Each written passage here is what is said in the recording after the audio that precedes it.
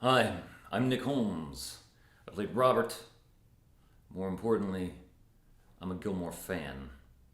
I have been since I read the pilot. I originally, sometimes it all comes out in moron. I originally auditioned for Dean for the pilot, and I'm glad in a way that I didn't get it because I can't imagine anyone other than Jared doing it. I had a lot of auditions that week, and I didn't have a lot of time to read the script, and so I was reading it hurriedly and sort of accidentally got the timing of it. So I knew it needed to be fast, but when I went in to do the audition, I was nervous. Sometimes a little nervous breakdown can be good for a girl, but in this instance, it was a problem. I got in there and I sort of yammered my way through it. I was really cooking. I was moving quick. And I left and I told my manager, I told my agent, doesn't matter. I told them that I blew it because I was talking too fast. And I was really wrong about that. They kept bringing me back for different roles. I really wanted Jess. Oh man, did I want Jess. But just the same, I can't imagine anybody but Milo in that part. He was so excellent, but man, did I want it. And if you put, at that age, if you put me in Jess's wardrobe, I wouldn't have looked like a cool bad boy poet. I would have looked like an albino ferret. Not cool. Heard the Kerouac. Anyway, so You Jump, I Jump Jack comes along. It's a big sweeps week episode, so they're spending a lot of money, and it's really important. At long last, I got hired, and it was mostly because I had a bunch of experience as a marksman, and they needed somebody who could do the shooting bit with the men in tuxedos as skeet at the LDB stunt. They needed somebody who could do that practically amidst the dialogue, and I was their guy. It was one of the coolest days of my life. The first day of shooting was a night shoot in Griffith Park, which is like LA's Central Park. It was part of the park that's normally closed to the public. And so I went through the little private gate thing and drove up there, and it's, winding atop the city. And I'm so excited, and it's so romantic. I get up there, and I get a look at the set, and it was about a football field in length through the forest. All the white tents lit with gold lanterns and all the extras roaming around in the period costumes. And I was just beside myself. And so I went up to my trailer to wait for rehearsal. That's when I first encountered the Life and Death Brigade guys, including Matt. Alan was charming everyone, and Tank was so beautiful and so funny. I just hated him immediately. Just absolutely couldn't stand him. And then Matt was, again, as a fan of the show, everything you hoped he would be. What a sweetheart.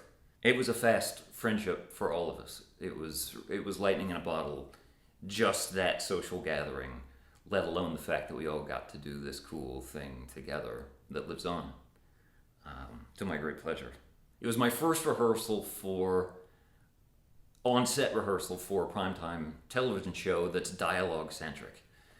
I didn't know that this was not how it's normally done. On the Gilmore set, the rehearsals are basically run by the dialogue coach, the magnificent George Bell, whom I hope you get to encounter in your life because he's just a ray of light, this guy. It was his job to make sure that you were syllable perfect. Before the director said a word to you, you were no use until you were syllable perfect on every line, every time. He had a great way of getting it out of you and getting you over little stumbles and hurdles. When things got tricky, he knew just how to get you through it.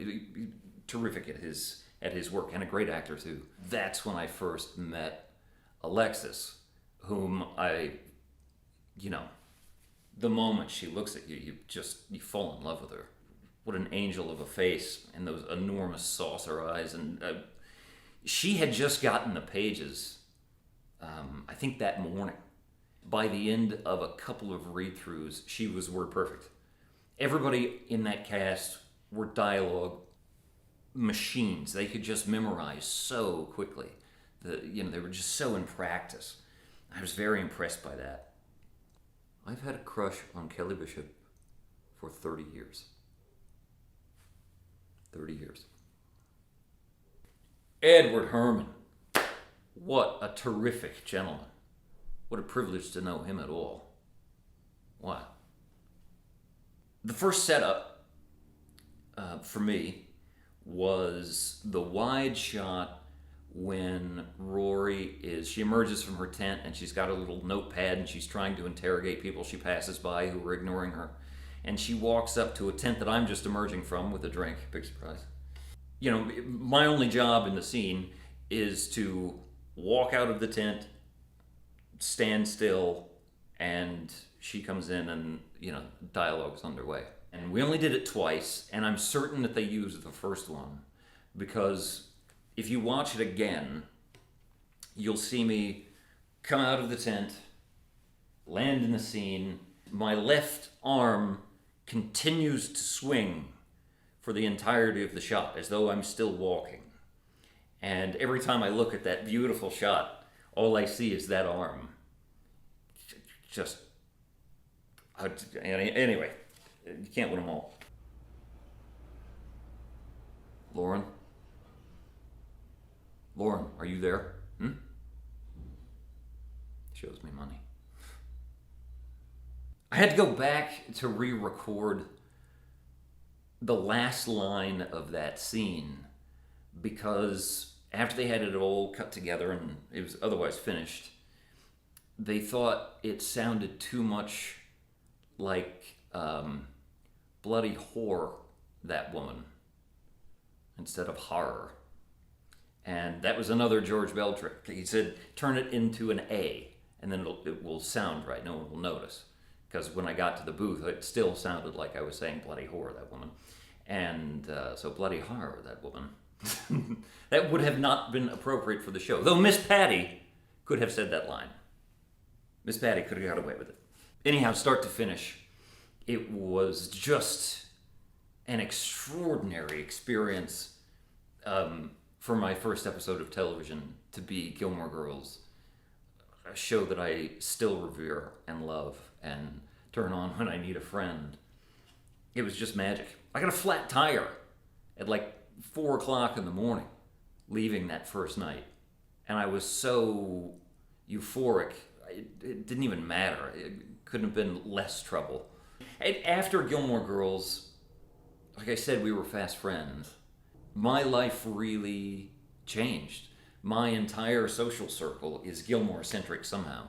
The LDB would come over, and Alexis would come over to my house bi-weekly for carnitas and revelry, and Valerie Campbell would host these magnificent brunches in her really stylish, cool home, featuring her internationally regarded ice cream, which I hope you'll get to try.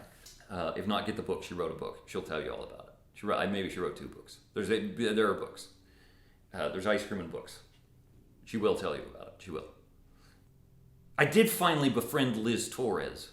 Finally.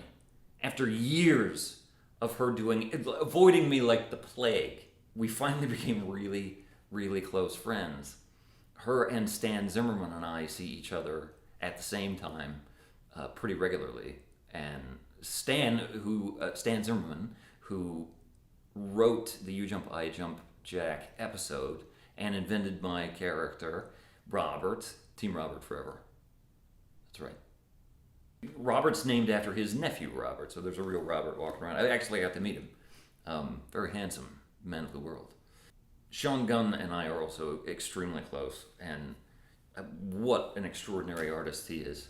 I'm glad that they knew what they had when they snatched him, and let Kirk come to life. I'm trying to remember his character's name in the pilot when he's there. Was he installing internet, satellite, something like that?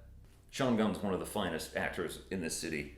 Emily Kuroda once saw me in nothing. This is a sidebar. Emily Kuroda once saw me in nothing but cowboy boots and a necktie, and she didn't even flinch. She just went back to her breakfast.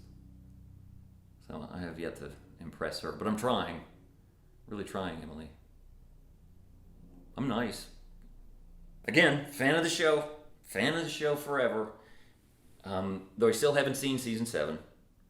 I can't bring myself to do it. I will do it. I will. I will do it. You keep hounding me to do it, I will do it. I just haven't yet. I'm a purist, I guess. I don't know. I hear it's good. I haven't seen it. Stop sending letters about it. Keep the letters coming, but just you can leave that part out. It was a real fairy tale to do the reunion. To get to shoot in Stars Hollow, all done up so beautifully. I mean, just every little detail intact. Just to walk around it, I was just in dreamland. And then to be in what is a very dreamlike sequence was terrific. To be doing all those antics and to get to tango. Oh, remember Pulp Friction, right? When Robert takes Rory out? When Finn, is up doing Travolta's dance from Pulp Fiction, his dance partner, Kelly, doing the Uma Thurman bit, she is John Cabrera's sister. Reality has no place in our world. I have a trillion things that I wish to convey about my experience with Gilmore Girls, both as a fan and as a contributor in my own little way. It's a brilliant piece of work, and it's brought you all together, and I think that is really, really cool. Enjoy each other. Really, really sincerely enjoy each other, and talk fast. Life's short.